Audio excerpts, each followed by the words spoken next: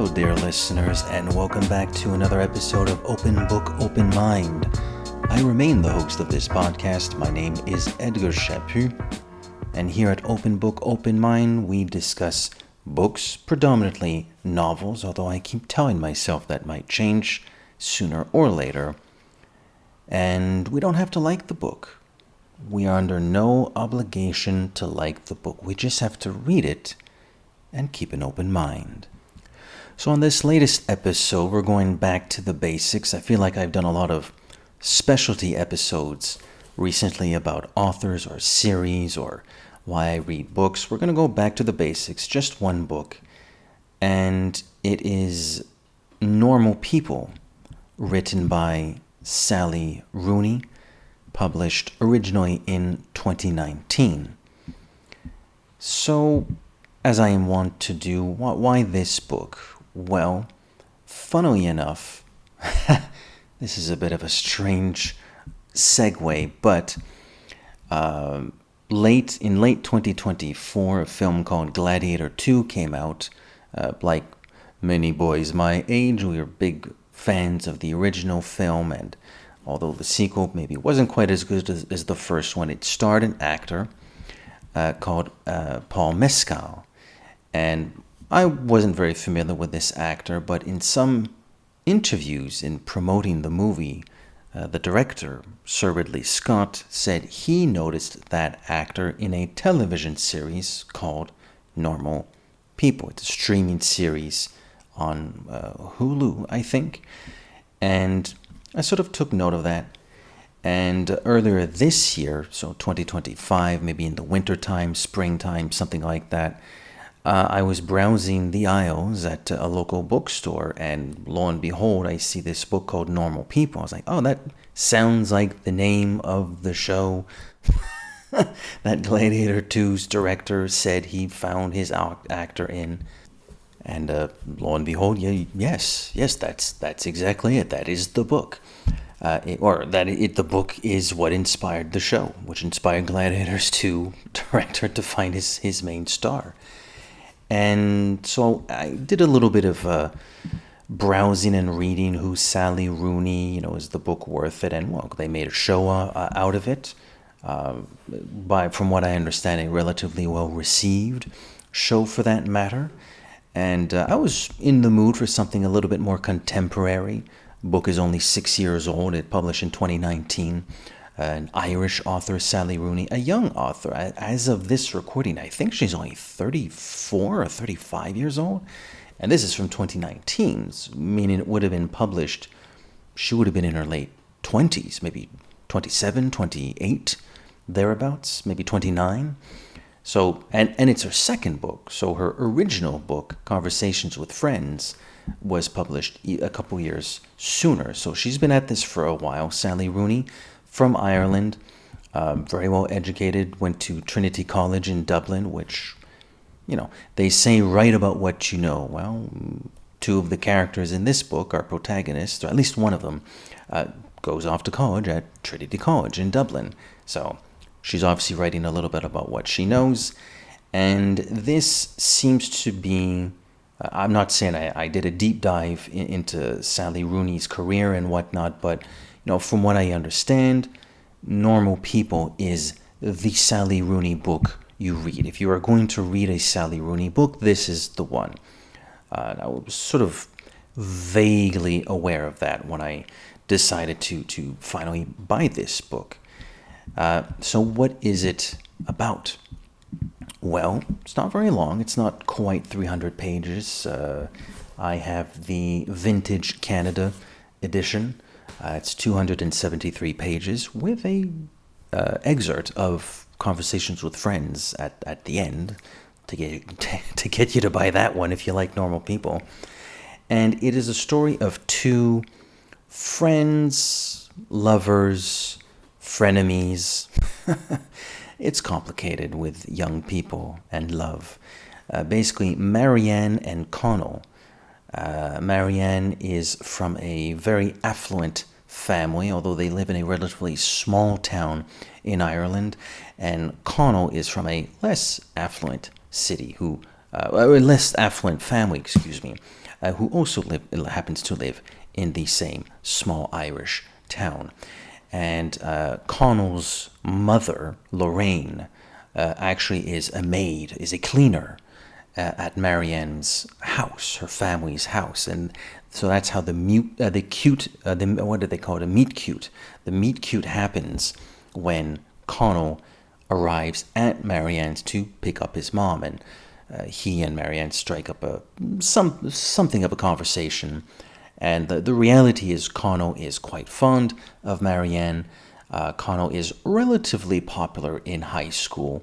He's on the football club, or soccer, if you will. He has, a decent amount of friends. He's quite good looking. He's slept around a little bit, but he has always felt like he's always been a little bit of an outsider. He's never really found someone that he's truly comfortable with, and he feels like it's going to be with this Marianne girl. In contrast, Marianne is very standoffish. She keeps to herself. She reads her books during breaks. She's not really part of any clique at high school. And so, and there's a bit of a reputation surrounding her. She's a little bit strange. She's a little bit standoffish. There's some rumors about her. And so Connell and Marianne, at least whilst they're in high school, strike up a relationship. They sleep together and they really start caring for each other. And basically that's how the book starts. And each chapter title is a month and a year, like January 2011, July 2011, June 2012. And it'll say in parentheses how much time has elapsed. And basically the gist of the book is their on again and off again relationship.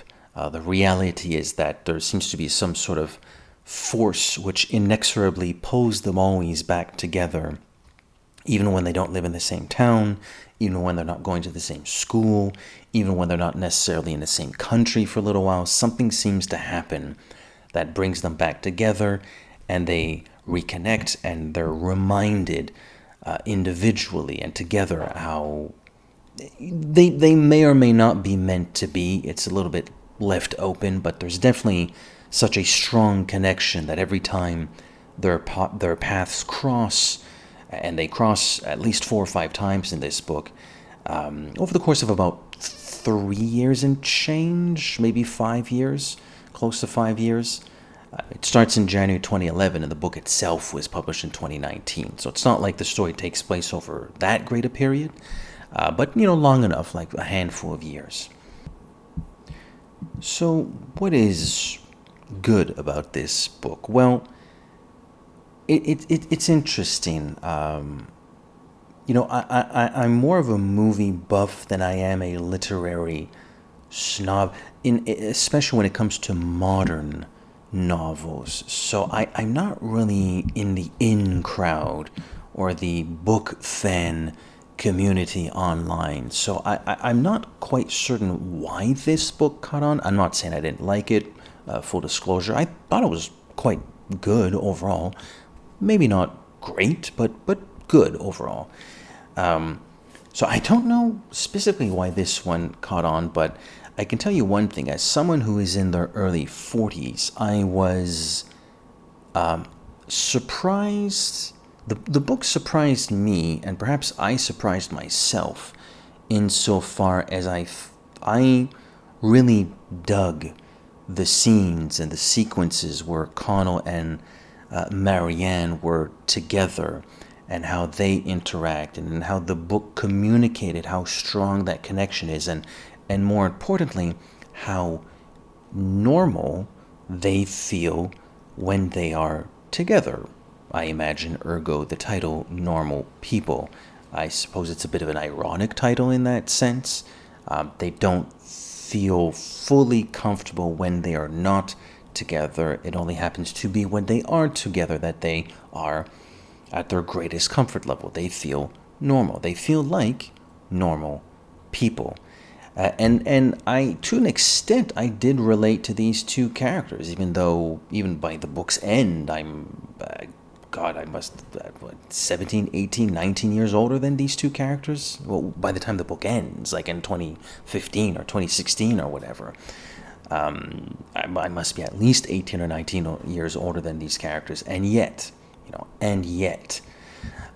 I still mostly enjoyed their interactions and how the book conveyed and communicated and made me understand what was going on in their minds, their innermost thoughts, whether it's their own thought bubbles or when they're actually talking to one another. Little gestures like the look in someone's eyes, or a smirk, a smile, a hand wave, and there's that sort of unspoken language that speaks to their comfort level. I thought that was kind of interesting, despite the fact that these are very young characters. I don't tend to read a lot of books where the protagonists are fairly young. The book starts, they're close to ending high school, as I understand it, and the book ends, and they're a few years into their university careers. So even by the book's end, they're fairly young, but I thought their relationship was rather compelling. Something else I noticed, and I'm looking at my notes here, and I said pro, but in some ways a con. I'll try to explain this. The language that Sally Rooney utilizes to convey all of this is extremely simple. This is not highfalutin, lofty English. This isn't Shakespeare's English. This isn't Charles Dickens. This isn't Sir Arthur Conan Doyle. This is extremely simple English. It's almost like the kind of book, to be honest with you, it's almost written a little bit like a personal diary in some sense. The sentences can be very short. They convey fairly simple thoughts, by which I mean the sentence itself is not communicating a complicated idea, even though the emotions that are charged by those ideas can be complicated, and in this book often are, but the ideas in the sentences are very simple. It's a very simple use of the English language. It's quite modern as well. There's a lot of, yeah, he said, I'm not sure, maybe. It does, these characters do sound like the youth of today. Frankly, sometimes even I speak like that, even though I'm in my early 40s. I'll just be, honesty's the best policy. Even I speak like that sometimes, but certainly the youth of today, as I approach an older age, I have come to notice that the youth of today, yeah, they do talk like that. Yeah, sure, maybe, but kinda like, I don't know. There's a lot of that in this book. Why is it a pro? Well, what did I just say? The ideas are simple, but the relationship itself is complex, and not just the relationship between Connell and Marianne, but between Connell and his mom, Lorraine, between Marianne and her family.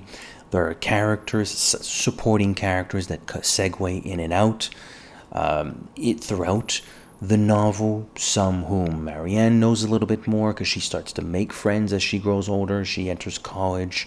She starts to make friends. She's sort of the popular one all of a sudden, and the roles are reversed, and Connell becomes a bit more of the loner. He actually needs therapy at some point, so it does get complicated, but it's all conveyed and communicated through simple language, which in of itself is, at least in some respects, a certain accomplishment, to be able to use very basic language to tell a very emotionally charged story. That is still a structural style that is worthy of note.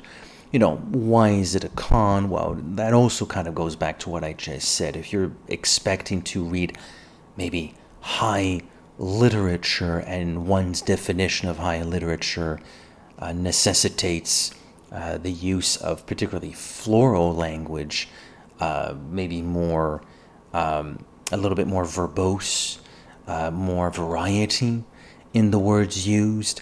Maybe this isn't the book for you. If you're not particularly interested in reading character dialogue that's, sure, he said, I guess maybe, you know, kind of like, sort of, then maybe this isn't the book for you. You know, it's written, or was written, well, I mean, Sally Rooney still is young. But even at that time when she wrote this book, she was even younger. Like I said, she was in her late 20s. So it does, it does feel like someone of this time, you know, the 21st century, the 2010s, at least when this was written, and someone in their late 20s, mid to late 20s, in the 2010s. I get it. I can sort of see why she would have written like this. It's accessible. It's a mature story, very mature story, but as far as how it is written, it's incredibly accessible. And so these characters, Lorraine and Connell, have this connection that spans, you know, days, weeks, months, and years, even though sometimes their paths diverge, and sometimes they diverge for months at a time, and they're not exactly sure what's going on in each other's lives, and something will happen. Mutual friends will bring them together. Old friends they haven't seen in a while will bring them together. There's an event that'll take place back in their hometown, which brings them back, and their paths cross again. And you know, life seems to find a way of putting them back together. It's almost like they're meant to be, despite all their trials and tribulations. And I think that's something a lot of us can relate to. Not necessarily, you know, with a lover, although that is probably the apex version of that. You know, you find your better second half, and she or he is the one. And you know, come hell or high water, come all the trials and tribulations, you two are going to stick through it. But that can also speak to friendships too. You know, we have friends, longtime friends, but we change schools, we change, you know, maybe we move, we find jobs, other things occupy our time, but there's always something that brings, you know, me and my friend, for example, back together, and that connection is always there. So, you know, the book does speak to that quite beautifully, in that sense. There's, you know, a little bit of class conversation in this, not a ton. That's not the fact that Marianne is from an affluent family and Connell is sort of lower middle class family. That actually doesn't play too much into their relationship. It occasionally plays into maybe less so Marianne and more so Connell, what Connell sometimes aspires to. He gets a scholarship. Actually, they both get scholarships towards the end of the book, and for Marianne, it was really just an affirmation of how smart she kind of assumed she already was. Whereas for Connell, well, not only has he proven that he's quite intelligent and quite capable, but well, he doesn't have to worry about the money for lodging and food and you know, school supplies and tuition and whatnot. So, you know, there's a little bit of class structure that comes into play, but I wouldn't say it's a main focal point. It really is about two people who just can't seem to fully connect with anyone else except themselves. Does the book have any cons? Yeah, sure it does. For instance, you know, and this is just my personal opinion, of course, but I find Connell and Marianne are certainly at their most interesting when they are interacting together. Of course, you know, for their cross to keep passing, well, that means that means their stories need to diverge, at least for a few chapters at a time. And I'm not saying that when they are not together, the book isn't good, but I didn't think it was as good. Now, again, the fact that life finds a way to bring them back together is kind of the point. It continuously reaffirms how important they are to each other. So I suppose the book had to do that, but I still didn't find it quite as interesting. I honestly, I don't think I would have minded at all a version of Normal People where for most of the book they are together. You could have some scenes when they're apart, but yeah, the chapters where they're not necessarily together were not always quite as good. Something else I noticed, I don't really know if this is a con, although it can certainly quite easily be interpreted as one, taken as one, and that is the complete, and I do mean complete, absence of quotation marks, for dialogue. The old school way. They're just not there in this book. Now, in preparation for this episode, I read a few little comments. I watched a little bit of an interview with Sally Rooney, sort of just hoping if the idea of the absence of the quotation marks would be brought up. I didn't quite find anything. I'm not suggesting there's nothing out there. I suspect it's more of a stylistic choice, sort of blog style, journal style writing, which is an idea I brought up earlier in this conversation, in this podcast. I wonder if that was part of it. Keep it modern, keep it fresh, keep it hip. I don't know. Is not using quotation marks hip? Is that fresh? I'm not quite certain. Certainly, it certainly didn't bother any of the critics who reviewed the book. In fact, my copy, again, the Vintage Canada copy, that's the name of the actual publishing house, the true cover doesn't quite extend to the full length of the page, because the sort of the first page in the book is like a plastified paper page with number one international bestseller, and it's just a page of effusive praise for the book. So very few people seem to be bringing up the point that the point that there are no quotation marks. I find that a little bit odd. It did take a few pages to get used to. It doesn't make it a difficult read, but again, there is a little part of me, and maybe it is the snob in me. I do, full disclosure, I do genuinely read more older books from previous centuries, 20th century, mid-20th century, or much, much earlier 19th century books. I'm a big 19th century literature fan. And there are certain rules to follow when you write. Quotation marks are important. They put the emphasis on the dialogue. Not in the sense that the dialogue is the most important thing, but it distinguishes the dialogue. It's a little bit funny to see a page, and you can tell that there's some dialogue, because it says she said, he said, she cried, he cried, with no quotation marks. I'd be curious to know exactly why that was. How does that make the book any better? What is it accomplishing? And I'm not asking that in a pretentious, snooty way. Sincerely, what is it accomplishing? I'm just not clear what it's accomplishing, other than making it, I don't know, supremely easily accessible for the youth of today who can't really be bothered with how I don't know. I'm speculating, and what I just said could be way off. I don't know, but it is a bit of an odd choice. Also, not a great ending. Not a bad ending, and it obviously I won't give away what happens at the end, nor will I give away the final line of the book. I'll only hint that the final line further emphasizes the entire point of the book, but it was a bit of a strange way. Connell does something a little bit weird in the final chapter, which kind of leads the reader to believe, here we go again, they won't be each other for a few months again, or a year again. And it's a little bit abrupt. It sort of comes out of nowhere. He does something. I would have thought he had learned his lesson by then. Perhaps not. So it was a bit of a strange ending. There you have it. That was my little review of Sally Rooney's Normal People. Apparently that is the Sally Rooney to book if you're going to read just one. I liked it enough that I think I'll go back and read her first one, Conversation with Friends. Don't know when I will. I have not purchased myself a copy yet. But I liked Normal People enough that I'd like to see what she did just before that. And, we'll take it from there. Because I know she's published, 2 more books since then.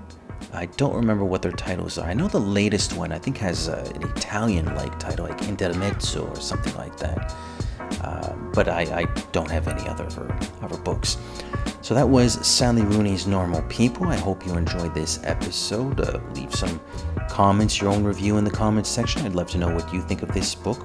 Clearly popular. They made a TV show based on it, and the guy in the TV show starred in Gladiator 2, so they must have done something right.